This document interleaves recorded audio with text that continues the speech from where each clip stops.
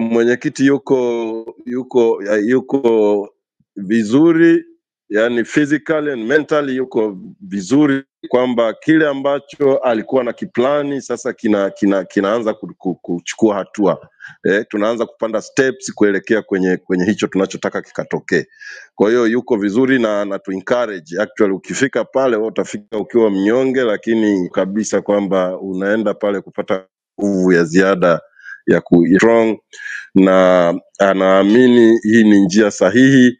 Hakuna namna CCM watashinda hii vita kwa hii njia walioichukua. Kwa njia hii walioichukua, anaamini kwamba hakuna namna CCM wataweza kuhimili. Kwa hiyo kwa muhtasari tu ni hayo, na kama ambavyo nilisikia anasema aliyetangulia, ni kwamba mwenyekiti kwa sababu yuko fit na anaona yuko kwenye mazingira sahihi, kwa hiyo amepata fursa sasa ya kupata muda wa kusoma. Tumempelekea vitabu vya kutosha. Anapata muda wa kufanya mazoezi asubuhi, anatembea, anazunguka uwanja mpaka anafika kilomita 3 kwa siku 2 tu hizi ameshafikia huko. Kwa hiyo ni kipindi kingine kwake pia cha kujiimarisha physically, na fakari na kusoma mambo mbalimbali ambayo yatamsaidia pengine kwenye hii safari. Kwa hiyo hicho ndio ambacho naweza nikakisema, na mwenyekiti anasema mapambano sasa ndio inabidi yaendelee. Kama hao watu watalazimika kukamata watu wengi zaidi, kwa sababu mwenyekiti yeye clearly alikuwa anajua kabisa hii move itakuwa na njia ambayo haitakuwa rahisi. Aliyokuwa na itabiri, anasema tukipita kwenye hii njia tutapata kile tunachokitaka. Kama tusipopita kwenye hiyo njia, hicho tunachokitaka kinaweza kikawa kisipatikane au kikachelewa sana kupatikana. Sasa kati ya vitu ambavyo alikuwa akivitaja kila wakati ni pamoja na kwamba kupeleka pressure iwe kali.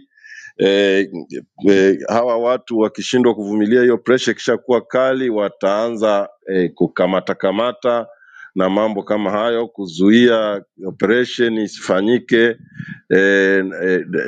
Hiyo ilikuwa ni kati ya vitu ambavyo yeye aliviona mapema kabisa, akisema hatuwezi kwenda mbele kama hatutapita kwenye hiyo njia. Na yeye mwenyewe amekuwa akiamini kwamba hii njia ya kamata kuweka watu ndani, kujaribu kuzuia operation kuendelea katika kipindi. Sisi ni wabaya kwa haya tunayosema, kwamba tukae kimya. Tukikaa kimya mawe yatazungumza. Tumekataa kukaa kimya.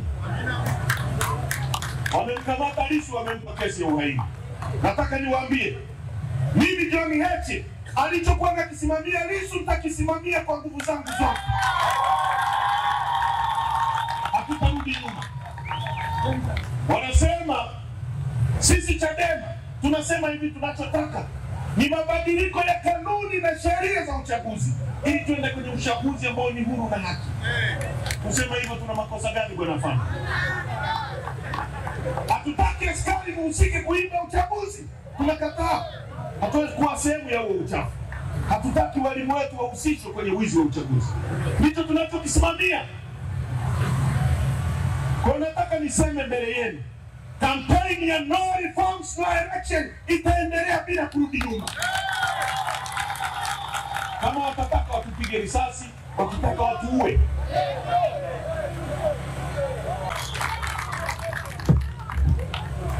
Ndani ya miaka mitatu, Rais Samia na serikali yake wamejaribu kumwekea mwenyekiti wetu kesi ya ugaidi, Freeman Mbowe. Hukumu ya ugaidi, ndugu zangu, ni kunyongwa mpaka ufe. Kesi ikawa ya uongo, wakamwachia kwa aibu. Leo wanamwekea Lissu kesi ya uhaini ya uongo. Hukumu ya uhaini ni kunyongwa mpaka ufe. Lissu aliyepigwa risasi 16, Mungu akamwokoa. Wanataka kumuua kwa kesi ya uhaini. Hawa watu ni wabaya kuliko wakoloni.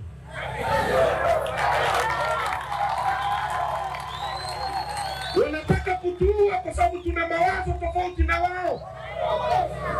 Sisi tunataka kushindana kwa hoja. Hatuna bunduki.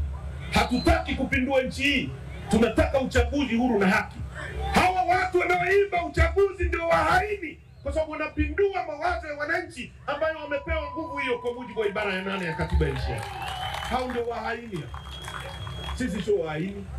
Mwalimu Nyerere alisema tuasi dhidi ya mifumo miovu na kandamizi inayoumiza maisha yetu, na sisi hatutakubali kuwa sehemu ya uchafu wa nchi hii ambao unasimamiwa na jeshi la polisi na vyombo vingine vya dola.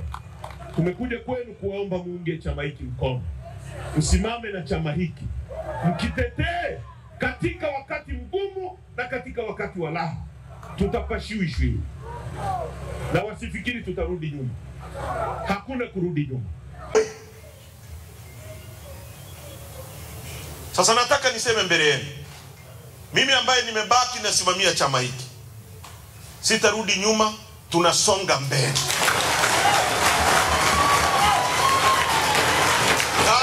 Kama walifikiri kwamba wakimkamata Lissu tutakwenda kuomboleza, Lissu atakaa ndani, sisi wengine tutasonga mbele. Wakinikamata mimi, wengine mtakao baki nje msonge mbele. Wakitupiga risasi, watakao baki nje wasonge mbele.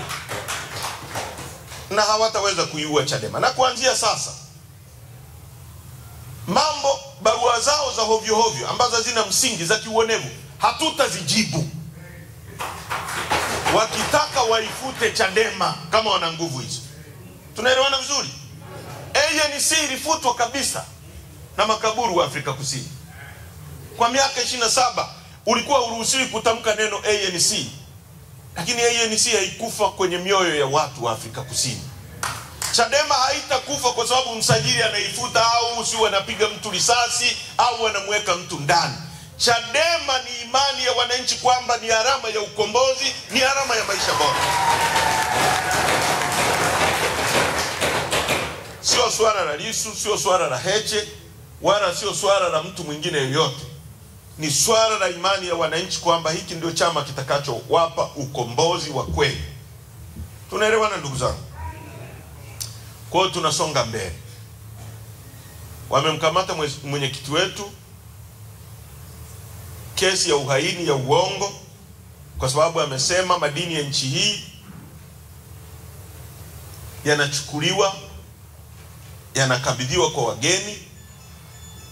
Tulikuwa mkoa wa Ruvuma, tunakutana na maelfu ya maroli yanasomba makaa ya mawe. Tutazungumza kwenye mkutano wa hadhara. Watoto wetu wanabaki maskini. Makaa ya mawe ni utajiri ambao Mungu ameweka hapa ili tukianza kuchimba chuma tuwe na uwezo wa kukiyeyusha, kwa sababu umeme unaoweza kuyeyusha makaa ya mawe kwa gharama ya chini ni umeme wa makaa ya mawe. Sisi tunachuma hapo Ludewa. Unapochukua makaa ya mawe unagawa kwa Wachina, wanaenda kujenga uchumi wao. Siku ukitaka kuyeyusha chuma chako, utaenda tena kununua kutoka nje urudishe ndani. Kuna akili hapo ndugu zangu? Kuna akili hapo? Tunapoyasema haya, wanataka kutufungulia kesi ya uhaini. Hatuko tayari kwenda kwenye uchaguzi ambao tunajua mshindi tayari, na wameshaanza bungeni. Mnasikia wanasema Rais Samia amteue Majaliwa kuwa waziri mkuu. Wabunge wa CCM wanasema hivi. Alafu kuna mwanachadema anasema twende kwenye uchaguzi wa aina hiyo, ambao tayari wao CCM wanasema rais yupo, na tayari wanataka wateue waziri mkuu. Tayari wanasema Nchimbi ni makamu wa rais, anapewa protokoli za kimakamu wa rais, analindwa na vyombo vya dola, na nyie mnataka twende kuraba stamp uchaguzi wa aina hiyo?